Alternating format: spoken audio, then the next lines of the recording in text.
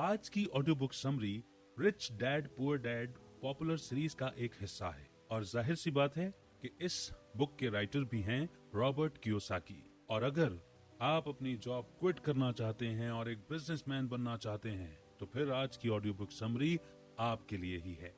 तो आइए बिना देर किए शुरू करते हैं before you quit your job, जिसे लिखा है रॉबर्ट कियोसाकी ने। और बुक का इंट्रोडक्शन कुछ इस प्रकार से है। क्या आप अपने रेगुलर 9 to 5 जॉब से थक चुके हैं? क्या आप एक एम्प्लॉय के रूप में काम करते करते बोर हो गए हैं? अगर हाँ, तो ये बुक आपके लिए है। शायद आप भी ऐसे लोगों को जानते होंगे जिन्होंने जॉब को छोड़कर बिजनेस की शुरुआत की और आज वो काफी सक्सेसफुल हैं और अच्छा खासा कमा रहे हैं। आप भी उनमें से एक बन सकते हैं। ये बातें सिर्फ कोरी कल्पना नहीं है और ना ही कोई सपना है। इस बुक के ऑथर रॉबर्ट आपको सिखाएंगे कि अपनी जॉब छोड़कर एक लंबी छलांग लगाने से पहले आपको क्या क्या सीखने की जरूरत है। एक बिजनेसमैन बनना आसान नहीं है। इस बुक के जरिए आपको यह समझ में आएगा कि इस प्रोफेशन में सिक्योरिटी नाम की कोई चीज नहीं होती। इसमें आपको रेगुलर सैलरी और बेनिफिट्स नहीं मिलने वाले। आप ये भी जानेंगे कि नए बिजनेसमैन बार बार और कई बार फेल भी होते हैं, लेकिन मायने ये रखता है कि आप अपनी गलतियों से सीखकर कड़ी मेहनत करने के लिए तैयार हों। इस सफर की शुरुआत अपना माइंडसेट और नजरिया बदलने से होती है। हो सकता है कि आप सालों से एक एम्प्लॉय हों और एक एम्प्लॉय की तरह ही सोचते हों, लेकिन अब इसे बदलने का समय आ गया है। एक बिजनेसमैन किस तरह सोचता है, यह सीखने के बाद आपको फ्रीडम और सक्सेस दोनों मिलेंगे। एक सक्सेसफुल बिजनेसमैन बनने के लिए यहाँ कुछ खास लेसन बताए गए हैं। आइए एक एक करके उन्हें समझते हैं। Lesson number 1, what is the difference between an entrepreneur and an employee? Rich Dad Poor Dad एक बहुत ही मशहूर बुक है। उसमें जो पुअर डैड थे उनका कहना था कि मन लगाकर पढ़ाई करो, अच्छे मार्क्स लाओ ताकि आपको एक स्टेबल इनकम वाली अच्छी जॉब मिल सके। उन्होंने रॉबर्ट को भी एम्प्लॉय बनने के लिए एनकरेज किया। तो वहीं रिच डैड का कहना था कि अपना खुद का बिजनेस शुरू करो और उन लोगों को काम पर रखो जो आपसे ज्यादा स्मार्ट हैं। उन्होंने रॉबर्ट को एक बिजनेसमैन बनने के लिए एनकरेज किया। तो एक बिजनेसमैन और एम्प्लॉय में आखिर फर्क क्या होता है? एक एम्प्लॉय बिजनेस की शुरुआत होने के बाद उसमें काम करना शुरू करता है, लेकिन एक बिजनेसमैन को बिजनेस के शुरू होने से पहले ही काम पर लगना पड़ता है। सच्चाई तो यह है कि 99% नए बिजनेस अपनी 10th एनिवर्सरी के पहले ही बंद हो जाते हैं। ज्यादातर बिजनेस खराब प्लानिंग की वजह से फेल होते हैं। कंपनी का ओनर अपनी कड़ी मेहनत से बिजनेस को लंबे समय तक चलाने की कोशिश करता है। हालांकि ऐसा करने के बाद कई सालों के बाद ओनर भी थक जाता है। काफी समय और पैसा उन एक्टिविटीज में लगानी पड़ती हैं जो असल में प्रॉफिट कमाने में कोई मदद नहीं करते। पहली बात, अगर किसी बिजनेस को खराब तरीके से डिजाइन किया गया हो तो ओनर की घंटों की कड़ी मेहनत भी उसे बचा नहीं सकती। रॉबर्ट के एक दोस्त थे जिनका नाम जॉन था। जॉन ने अपना बिजनेस शुरू करने के लिए एक बड़े बैंक में जॉब छोड़ दी थी। वो लोन ऑफिसर के रूप में काम करते थे, जिसके लिए उन्हें अच्छी सैलरी मिलती थी। लेकिन उन्होंने ये देखा कि बैंक के जो सबसे अमीर कस्टमर्स थे वो बिजनेसमैन थे। जॉन सोचा करते थे कि क्या कभी वो उनमें से एक बन पाएंगे। वो एक एम्प्लॉय की तरह नहीं बल्कि एक बॉस बनकर अपने तरीके से काम करना चाहते थे। इसीलिए जॉन ने जॉब छोड़ दी और अपनी माँ के साथ एक छोटा सा फूड जॉइंट खोल लिया। वो वहां लंच सर्व करते थे। उन्होंने शहर में कॉर्पोरेट ऑफिस के पास एक जगह रेंट पर ले ली। हर रोज जॉन और उनकी माँ सुबह 4 बजे उठते और खाना तैयार करने में लग जाते। दोनों कम दाम पर अच्छा खासा खाना परोसने के लिए कड़ी मेहनत कर रहे थे। वो कम दाम लेते थे लेकिन प्लेट भर कर खाना देते थे। रॉबर्ट अक्सर वहां खाने और उनसे बातें करने जाते थे। जॉन बहुत खुश लग रहे थे। उन्हें कस्टमर्स को सर्व करना बहुत पसंद था। वो अक्सर रॉबर्ट से कहते कि किसी दिन हम भी एक बड़ा नाम होंगे। हम लोगों को काम पर रखेंगे ताकि वो हमारे लिए कड़ी मेहनत कर सकें। लेकिन वो दिन कभी नहीं आया। जॉन की माँ गुजर गई थी।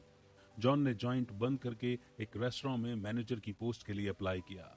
अब जॉन एक बार फिर से एम्प्लॉय बन गए थे।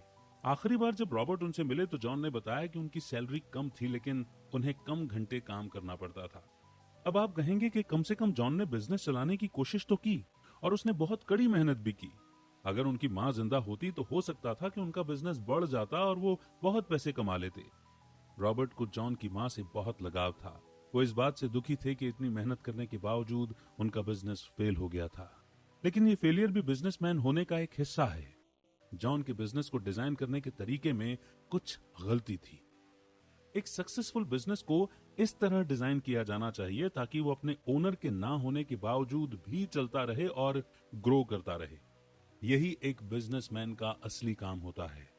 उसे एक ऐसा बिजनेस मॉडल बनाने की जरूरत है जो उसके होने या ना होने के बावजूद कस्टमर्स को वैल्यू दे सके, लोगों को काम पर रख सके, ग्रो कर सके। रॉबर्ट के अनुसार बिजनेस में 4 तरह के लोग होते हैं। पहला है एम्प्लॉय, दूसरे हैं खुद का बिजनेस चलाने वाले छोटे बिजनेस ओनर्स, तीसरे हैं बड़े बिजनेस ओनर्स जो 500 या उनसे ज्यादा एम्प्लॉयज को काम पर रखते हैं, और चौथे हैं इन्वेस्टर्स। एक सीनियर मैनेजर और सिक्योरिटी गार्ड दोनों ही कंपनी के एम्प्लॉय हैं। उन्हें रेगुलर सैलरी मिलती है। ऐसे लोगों को सेफ और फिक्स्ड इनकम चाहिए। बिजनेस ओनर्स का यह मानना है कि अगर आप कोई काम ठीक से करवाना चाहते हैं तो आपको उसे खुद करना चाहिए। ऐसे लोगों को दूसरों पर कम विश्वास होता है, इसलिए इनका बिजनेस ज्यादा बड़ा नहीं हो पाता। ये छोटे बिजनेस ओनर्स सारे काम खुद संभालते हैं। वहीं दूसरी ओर बड़े बिजनेस ओनर्स अच्छा सिस्टम बनाने में और टैलेंटेड लोगों को काम पर रखने में विश्वास करते हैं। ऐसा करने से कंपनी ओनर की लगातार निगरानी के बिना भी बड़ी हो सकती है। इन्वेस्टर्स वो होते हैं जो छोटे और बड़े बिजनेस की तलाश में रहते हैं, जो उनके पैसों का सही इस्तेमाल कर उसे और बढ़ा सके। Lesson number 2, learn how to turn bad luck into good luck. ये चैप्टर अपनी गलतियों से सीखने के बारे में है। आपको फेलियर को या अपनी गलतियों को बैड लक के रूप में नहीं देखना चाहिए। आपको उन्हें अपने बिजनेस को और खुद को ज्यादा जानने के मौकों के रूप में देखना चाहिए। गलतियां स्टॉप सिग्नल्स की तरह होती हैं। ये वार्निंग साइन के जैसे हैं, जिसका मतलब है कि आपको रुक कर सोचने की जरूरत है। यानी आप कहीं न कहीं भूल कर रहे हैं और आपको उस भूल का पता लगाने की जरूरत है। ये हमें कुछ नया सीखने का मौका देती है। इसलिए अगर अगली बार आप फेल होते हैं तो निराश मत होइए। आपको बस रुक कर सोचने की जरूरत है। आपको गुस्सा और दोष देने की फीलिंग्स को साइड में रखना होगा। अपना नजरिया बदलें और इस बात को एक्सेप्ट करें कि फेल होना बुरा नहीं है। इससे आपको हताश होकर चीजों को बीच में छोड़ना नहीं है, बल्कि ये समझना है कि आप क्या गलती कर रहे थे और उससे सीखना है। आइए रॉबर्ट के पुअर डैड की कहानी सुनते हैं। 50 की उम्र में वो गवर्नमेंट जॉब से रिटायर हुए और उन्होंने खुद का बिजनेस शुरू किया। उन्होंने एक फेमस आइसक्रीम ब्रांड की फ्रेंचाइजी ली। पुअर डैड ने सोचा कि ये बिजनेस तो फेल हो ही नहीं सकता, क्योंकि लोग उस ब्रांड के दीवाने थे। लेकिन सिर्फ 2 ही सालों में उनकी दुकान बंद हो गई और उनका सारा पैसा डूब गया। इस घटना की वजह से उन्हें बहुत गुस्सा आ रहा था और वो काफी उदास भी हो गए थे। अपने बिजनेस के फेल होने के लिए उन्होंने फ्रेंचाइजर को दोषी ठहराया। उन्होंने अपनी गलतियों से कुछ नहीं सीखा। उनके स्टोर में कुछ गिने चुने लोग ही आया करते थे, लेकिन इसके अलावा उनके लॉयल कस्टमर्स नहीं बन पाए। वो स्टोर में घंटों अकेले बैठे रहते थे। यहाँ सबक यह है कि किसी और को दोष देने की बजाय उन्हें तुरंत इस बात को एक्सेप्ट कर लेना चाहिए था कि कहीं न कहीं उनसे गलती हुई है। उन्हें अंधाधुन आगे बढ़ने की जगह रुककर थोड़ा सोचना चाहिए था। उन्हें अपनी गलतियों का पता लगाकर उसे सुधारना चाहिए था। लेकिन उन्होंने इस पर गौर ही नहीं किया और एक के बाद एक दिन निकलते गए, जिसका अंजाम ये हुआ कि उनका दीवाला निकल गया था। पुअर डैड ने बिजनेस के दौरान अपने स्टाफ को काम से निकाल दिया था ताकि वो कॉस्ट को कम कर सकें और सारा काम खुद करने लगे। इसके बाद उनका अपने बिजनेस पार्टनर से झगड़ा हुआ। उन्होंने एक लॉयर की मदद से फ्रेंचाइजर पर केस कर दिया। पुअर डैड ने अपना सारा पैसा अपनी गलतियों का दोष दूसरों पर लगाने में खर्च कर दिया। फेलियर एक्सेप्ट कर एक नई शुरुआत करने की बजाय वो हालात बद से बदतर करते चले गए। एक बिजनेस खड़ा करने की प्रोसेस में फेलियर वो सच है जिसे टाला नहीं जा सकता। इसलिए जितनी जल्दी आप गलतियों से सीखेंगे उतना ही आपके लिए अच्छा होगा। यहाँ एक कॉमन प्रोसेस बताया गया है जिससे हर एक बिजनेसमैन को गुजरना पड़ता है। पहला, अपने बिजनेस की शुरुआत करें। दूसरा, फेल होने पर अपनी गलतियों से सीखें। तीसरा, एक गाइड या गुरु की तलाश करें। चौथा, अगर फिर फेल हुए तो हताश होने की जगह फिर उससे सीखें। और पांचवा, अपने बिजनेस के बारे में और जानने की कोशिश करें या ट्रेनिंग लें। छठा, अगर फेल हुए तो उससे फिर सीखें। सातवां, अगर आपने सक्सेस हासिल कर ली तो आप थोड़ा रिलैक्स कर सकते हैं। आठवां, अपनी सक्सेस का जश्न मना सकते हैं। 9वां, अपने बिजनेस से होने वाली इनकम पर ध्यान दें और अपनी हार और जीत का हिसाब रखें। 10वां, फिर से शुरू कर पहले स्टेप पर जाएं। लेकिन सच्चाई तो यह है कि बिजनेसमैन बनने की इच्छा रखने वाले 90% लोग पहले स्टेप तक भी नहीं पहुंच पाते। उनके माइंड में एक परफेक्ट बिजनेस प्लान तो होता है, लेकिन उसे हकीकत में बदलने के लिए वो कोई एक्शन ही नहीं लेते। इसे एनालिसिस पैरालिसिस कहा जाता है। यहाँ ये सबक सीखने को मिलता है कि जब तक आप कोशिश नहीं करेंगे तब तक आप जान ही नहीं पाएंगे। जब आप बिजनेस शुरू ही नहीं करेंगे, आपको पता कैसे चलेगा कि किस चीज की कमी है या किस चीज को बेहतर बनाने की जरूरत है।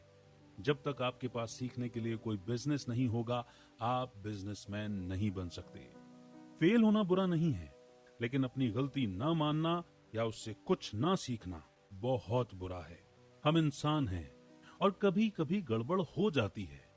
मायने ये रखता है कि आप गलती को पहचान कर उससे सीखें और दोबारा खड़े होने का जज्बा दिखाएं। अगर आप ऐसा नहीं कर सकते तो आप हमेशा के लिए एक एम्प्लॉय बनकर रह जाएंगे। फिर आप कभी नहीं जान पाएंगे कि अपना बिजनेस चलाना कैसा लगता है। Lesson number 3, know the difference between your job and your work.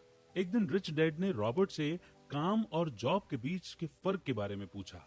सवाल सुनकर रॉबर्ट कंफ्यूज हो गए और उन्होंने कहा, क्या आप एक ही चीज का जिक्र नहीं कर रहे हैं? जॉब का मतलब ही काम होता है ना? रिच डैड मुस्कुराने लगे और कहा, नहीं, दोनों में फर्क है। जॉब वो है जिसके लिए आपको पैसे दिए जाते हैं, लेकिन आपको काम के बदले हमेशा पैसे नहीं मिलते। एग्जाम्पल के लिए पढ़ाई करना, ट्रेनिंग या रिसर्च करना, ये सब काम है। ये वो काम है जो आप जॉब की तैयारी के लिए करते हैं। रिच डैड का मानना है कि आप जितना ज्यादा काम करेंगे, आपको जॉब में उतनी ज्यादा सैलरी मिलेगी। जो लोग पढ़ते नहीं, ट्रेनिंग नहीं लेते या रिसर्च नहीं करते, उन्हें जॉब में कम पैसे मिलते हैं। ये बात हर जगह लागू होती है, फिर चाहे आप बिजनेसमैन हो या एक एम्प्लॉय। लॉयर्स और डॉक्टर्स को कई साल ट्रेनिंग लेनी पड़ती है। उन्हें कई घंटों तक काम करना पड़ता है, जिसके लिए उन्हें पैसे नहीं दिए जाते। लेकिन ट्रेनिंग खत्म होने के बाद जब वो प्रोफेशनल बन जाते हैं, तब वो पैसे कमाना शुरू करते हैं। और क्योंकि उन्होंने 10 या उससे ज्यादा सालों तक काम किया है, वो अपनी फील्ड में एक्सपर्ट हो जाते हैं, जिसके लिए उन्हें अच्छी खासी फीस मिलना शुरू हो जाती है। यही बात एक बिजनेसमैन पर भी लागू होती है। अगर एक बिजनेसमैन ने तैयारी नहीं की या अपना होमवर्क नहीं किया, तो उसका छोटा सा बिजनेस फेल होना तय है। एक एम्प्लॉय हर काम के बदले में पैसा चाहता है, ये उसका माइंडसेट होता है। जब तक आप इस तरह की सोच रखेंगे, आप कभी भी एक बिजनेसमैन नहीं बन सकते। एम्प्लॉय उम्मीद करते हैं कि उनकी कंपनी उन्हें फ्री में ट्रेनिंग दे। वो उम्मीद करते हैं कि उनके बॉस उन्हें अपनी स्किल को बेहतर करने का मौका देंगे, लेकिन ये सोच बिल्कुल गलत है। एम्प्लॉयज अपना खाली समय अक्सर फिल्में देखने में, गपशप करने में बिता देते हैं। वो अपने फ्री टाइम को कुछ सीखने के लिए यूज नहीं करते। कोई भी आपको एक्स्ट्रा काम के लिए पैसे नहीं देगा, लेकिन इसका फायदा आपको बाद में होगा। अगर आप खुद की नॉलेज बढ़ाएंगे तो आपके पास पैसा कमाने के ज्यादा मौके होंगे। अब आप प्रोफेशनल एथलीट्स को ही ले लीजिए। उन्होंने कई सालों तक फ्री में काम किया। उन्होंने कम उम्र से ही ट्रेनिंग लेना शुरू किया। न जाने वो कितनी बार गिरे, उन्हें कितनी चोटें आईं, लेकिन वो डट कर प्रैक्टिस करते रहे, क्योंकि इन लोगों ने हर डिटेल पर ध्यान दिया, अपने स्किल को इम्प्रूव किया। उन्हें नेशनल टीम में जगह मिली और उन्होंने इंटरनेशनल गेम्स जीतकर देश का नाम रोशन किया। क्या आपको लगता है कि जब फेमस रॉक बैंड बीटल्स ने शुरुआत की थी तो उन्हें बहुत पैसे मिलते थे? नहीं, बिल्कुल नहीं। कई सालों तक कोई नहीं जानता था कि बीटल्स कौन थे। वो लिवरपूल के एक नौसिखिया रॉक बैंड थे। बीटल्स ने फेमस होने के पहले कई क्लब्स में पूरी पूरी रात परफॉर्म किया है। उनकी रोज की जो टफ ट्रेनिंग थी, उसने उन्हें एक महान और उम्दा आर्टिस्ट बनाया। बीटल्स ने अपना होमवर्क किया और उसी कारण वो इतने सक्सेसफुल हुए। अगर हम पुअर डैड की कहानी के बारे में सोचें तो उन्होंने कोई होमवर्क नहीं किया था, इसीलिए उनका बिजनेस फेल हो गया। रॉबर्ट ने BI ट्रायंगल या बिग बिजनेस इन्वेस्टर ट्रायंगल के बारे में बताया है। अगर आप सक्सेस के शिखर तक पहुंचना चाहते हैं तो आपको 5 फैक्टर्स को ध्यान में रखना होगा। पहला है प्रोडक्ट, दूसरा है लीगल, तीसरा है सिस्टम, चौथा है कम्युनिकेशन और पांचवा है कैश फ्लो। BI ट्रायंगल को 5 लेवल में डिवाइड किया गया है। प्रोडक्ट सबसे टॉप पर है और कैश फ्लो सबसे नीचे। इन पांचों लेवल्स को ठीक से मैनेज किया जाए तो बिजनेस में तरक्की होना तय है। पुअर डैड का प्रोडक्ट कमाल का था, लेकिन वो कम्युनिकेशन और मार्केटिंग में चूक गए। उन्होंने सोचा कि आइसक्रीम का वो ब्रांड इतना पॉपुलर था कि वो कस्टमर्स को अट्रैक्ट करने के लिए काफी था और उनके बिजनेस के सक्सेसफुल होने की गारंटी थी। असल में पुअर डैड ने एक सस्ती जगह के पुराने शॉपिंग मॉल में अपना स्टोर खोला था। इसके बजाय उन्हें ऐसी जगह रेंट पर लेनी चाहिए थी जहां काफी लोगों का आना जाना लगा रहता है। वो आइसक्रीम का ब्रांड पॉपुलर था, पुअर डैड का स्टोर नहीं। क्योंकि वो एक फ्रेंचाइजी था, पुअर डैड ने 4 फैक्टर्स को पूरा कर लिया था, जो था कैश फ्लो, सिस्टम, लीगल और प्रोडक्ट। लेकिन 5वां फैक्टर कम्युनिकेशन सही नहीं था। पुअर डैड ने फ्रेंचाइजी खरीदने की जल्दबाजी की ताकि उन्हें बिजनेस को नए सिरे से शुरू न करना पड़े। वो एक बने बनाए बिजनेस से प्रॉफिट कमाना चाहते थे। वो फ्री में काम करने के लिए तैयार नहीं थे और उसके कारण वो एक बिजनेसमैन के जॉब में फेल हो गए। उन्होंने अपना सारा पैसा खो दिया और दोबारा एक एम्प्लॉय बन के रह गए। Lesson number 4, success reveals your failures. Businessman बनने के पहले रॉबर्ट जेरोक्स कॉर्पोरेशन में जॉब करते थे। उस समय वो कंपनी के सबसे खराब सेल्समैन थे। वो एक भी प्रोडक्ट नहीं बेच पाते थे और अपने साथियों से काफी पीछे थे। इसीलिए रॉबर्ट ने सलाह मांगने के लिए रिच डैड को बुलाया। तुम एक दिन में कितने कॉल्स करते हो? रिच डैड ने पूछा। रॉबर्ट ने कहा 3 या 4, लेकिन ज्यादातर वक्त वो कॉफी शॉप में या पेपर वर्क करने में बिताते थे। उन्हें ये कॉल्स करने में बड़ी शर्म आती थी। रॉबर्ट को रिजेक्शन से नफरत थी, इसलिए वो कम से कम कॉल करना चाहते थे। रिच डैड ने कहा, पूरी दुनिया में एक भी इंसान ऐसा नहीं है जो रिजेक्ट होना पसंद करता है। बस कुछ गिने चुने लोग ही हैं जो अपने डर को दूर करके ऐसे कॉल्स करने में बेहतर हो जाते हैं। फेलियर को रोकने के लिए आपको जल्द से जल्द फेल होने की जरूरत है। जी हाँ, आपने बिल्कुल ठीक सुना। जितनी जल्दी आप फेल होंगे, उतनी ही तेजी से आप अपनी गलतियों से सीखेंगे। और अगर आप ऐसा नहीं कर सकते तो आप पीछे भी हट सकते हैं, लेकिन इससे आप सिर्फ एक लूजर बन के रह जाएंगे। रिच डैड ने सलाह दी कि रॉबर्ट को एक नाइट शिफ्ट में एक अलग सेल्स जॉब ले लेनी चाहिए। उन्होंने ऐसा इसलिए कहा ताकि रॉबर्ट जल्द से जल्द फेल हो सके। लेकिन रिच डैड की बात सुनकर रॉबर्ट शिकायत करने लगे। उन्होंने कहा कि वो रात में काम नहीं करना चाहते, इसके बजाय वो नाइट क्लब में पार्टी और एंजॉय करना चाहते थे। रिच डैड ने पूछा, तुम सच में एक बिजनेसमैन बनना चाहते हो? नहीं, एक बिजनेसमैन की सबसे जरूरी स्किल होती है प्रोडक्ट बेचना। सेल्स के बिना कोई बिजनेस टिक नहीं सकता। अगर आप एक प्रोडक्ट भी नहीं बेच सकते, तब आपके लिए एक एम्प्लॉय का रोल ही परफेक्ट है। इसीलिए रॉबर्ट ने फिर से कोशिश की, लेकिन लोगों ने उन्हें फिर रिजेक्ट कर दिया।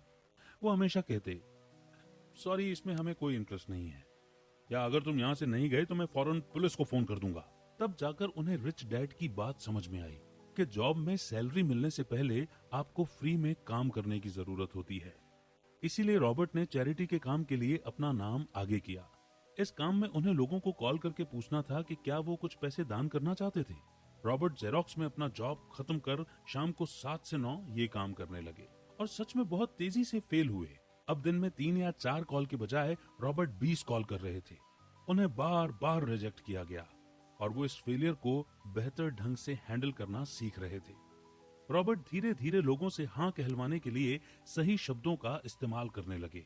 वो ज्यादा अच्छे से बात करना सीख गए थे। इस तरह अपने एक्स्ट्रा काम में वो जितनी तेजी से फेल हुए, उतनी ही तेजी से जेरोक्स में अपनी जॉब में कमाने लगे। अब वो सबसे बुरे सेल्समैन नहीं थे। हर बीतते दिन के साथ वो प्रोडक्ट बेचने में और भी बेहतर होते जा रहे थे।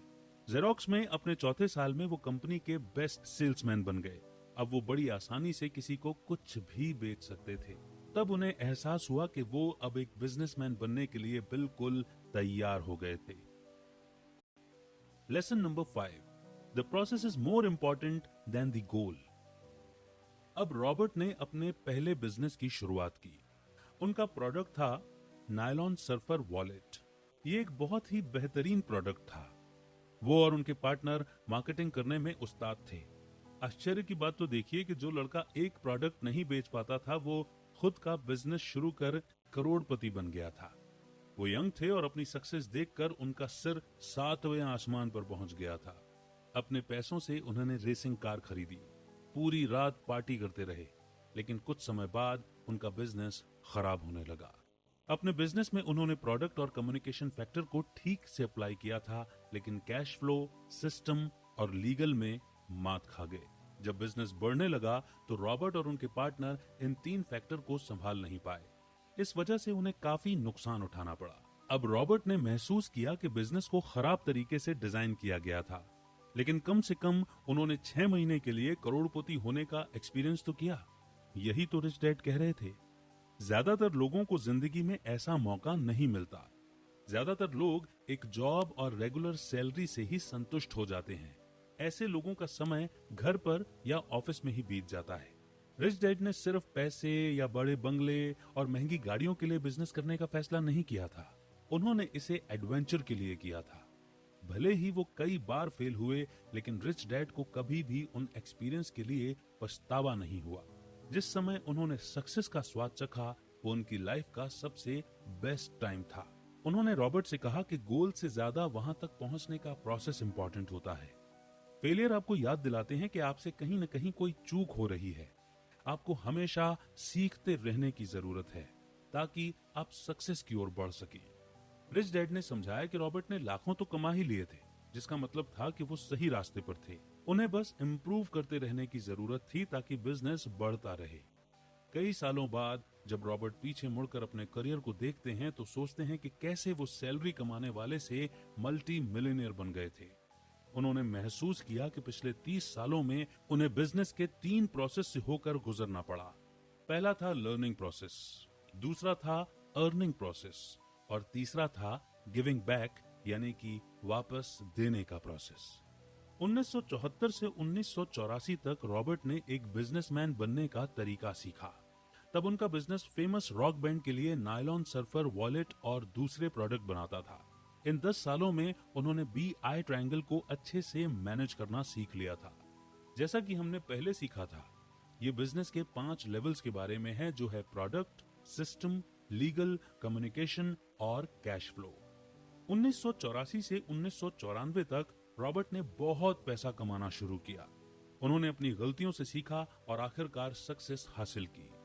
उन्होंने अपने प्रॉफिट को प्रॉपर्टी में इन्वेस्ट किया, जिससे उन्हें रेंट और दूसरे इनकम होने लगे। उन्होंने इन्वेस्टर्स और बिजनेसमैन बनने की इच्छा रखने वाले लोगों को बिजनेस सिखाने का कोर्स भी ऑफर करना शुरू किया। 1994 से 2004 तक रॉबर्ट ने फैसला किया कि अब तक उन्होंने जितना भी कमाया है उसके बदले उन्हें भी कुछ करना चाहिए, यानी गिविंग बैक। उन्होंने लाखों कमा लिए थे। अब वो ज्यादा से ज्यादा लोगों को सिखाना चाहते थे कि वो भी बिजनेस में कैसे सक्सेसफुल हो सकते हैं। इसके लिए उन्होंने रिच डैड कंपनी बनाई। रॉबर्ट ने खुद से पूछा कि मैं ज्यादा लोगों की मदद और सेवा कैसे कर सकता हूँ। रॉबर्ट को सफलता के शिखर पर पहुंचने में 30 साल लगे। तो बताइए, हम में से कितने लोग इस प्रोसेस से गुजरने के लिए तैयार हैं? जब भी कोई ये सवाल पूछता है कि कौन कौन करोड़पति बनना चाहता है, तो लोग बड़ी जल्दी अपना हाथ ऊंचा कर देते हैं। बेशक हर कोई करोड़पति बनना चाहता है, लेकिन इससे भी ज्यादा जरूरी सवाल तो ये है कि इस चैलेंजिंग प्रोसेस से गुजरने के लिए कौन कौन तैयार है। वैसे तो कई तरीके हैं जिससे आप अमीर बन सकते हैं, जैसे जब आपको अच्छी खासी जायदाद मिल जाती है, या आप किसी अमीर इंसान से शादी कर सकते हैं, या किसी क्राइम के चक्कर में पड़ जाते हैं, या लॉटरी में पैसे जीतते हैं। लेकिन ये तरीके लंबे समय तक टिके नहीं रहते। ये आपको कभी भी सच्ची खुशी और सक्सेस नहीं दे पाएंगे। कई साल पहले एक जर्नलिस्ट ने हेनरी फोर्ड से पूछा, अगर आप बिजनेस में अपना सारा पैसा खो देते हैं तो आप क्या करेंगे? हेनरी ने कहा, मैं उसे 5 सालों के अंदर वापस कमा लूंगा। इसीलिए लाखों कमाने का सबसे अच्छा तरीका है एक स्मार्ट बिजनेसमैन बनना। अमीर होने से ज्यादा जरूरी है स्मार्ट होना। अगर कभी आप अपना सारा पैसा खो भी देते हैं तो भी आप उस प्रोसेस से सीखकर ज्यादा होशियार और स्मार्ट हो जाते हैं। जब तक आपका माइंडसेट एक स्मार्ट बिजनेसमैन जैसा होगा, तब तक चाहे कुछ भी हो जाए, आप हमेशा पैसा कमाते रहेंगे, बिल्कुल हेनरी फोर्ड की तरह। तो दोस्तों, इसी के साथ ये audio book summary before you quit your job यहीं पर खत्म होती है, लेकिन एक बेहतरीन कंक्लूजन हमें देती है। तो इस ऑडियो बुक समरी में आपने एक एम्प्लॉय और एक बिजनेसमैन के बीच के फर्क के बारे में जाना। अगर आप सच में एक बिजनेस की शुरुआत करना चाहते हैं तो आपको रिस्क लेने के लिए तैयार रहना होगा। बिजनेसमैन को मंथली सैलरी नहीं मिलती। कोई प्रॉफिट होने से पहले आपको खुद रेंट, इंटरनेट, सबका खर्च भी उठाना होगा। आपने ये भी समझा कि बिजनेस शुरू करने की प्रोसेस में हम कई बार फेल होते हैं, लेकिन जितनी जल्दी आप अपनी गलतियों को पहचान लेंगे उतनी ही जल्दी आप उसका हल भी ढूंढ सकते हैं। फेलियर इस प्रोसेस का हिस्सा है। जब तक आप कोशिश नहीं करेंगे तब तक आपको पता नहीं चलेगा। बिजनेस के बारे में जानने का सबसे अच्छा तरीका है उसे रियल में एक्सपीरियंस करना। आपने जॉब और वर्क के बीच के फर्क को भी समझा। एक बिजनेस की शुरुआत में बिजनेसमैन बहुत सारे काम फ्री में करते हैं। कभी कभी उन्हें प्रॉफिट कमाने के लिए लंबे समय तक इंतजार करना पड़ता है, लेकिन याद रखें कि अगर आप डटकर काम करते रहे, सीखते रहे और खुद को इम्प्रूव करते रहे तो आपको उसका बहुत अच्छा रिजल्ट मिलेगा। आप जितनी बार फेल होंगे, आपको सक्सेसफुल होने के लिए उतने ही ज्यादा मौके मिलते रहेंगे। फेल होने से आपको पता चल जाएगा कि क्या काम करता है और क्या नहीं। इस तरह आप एक स्मार्ट बिजनेसमैन बनते हैं।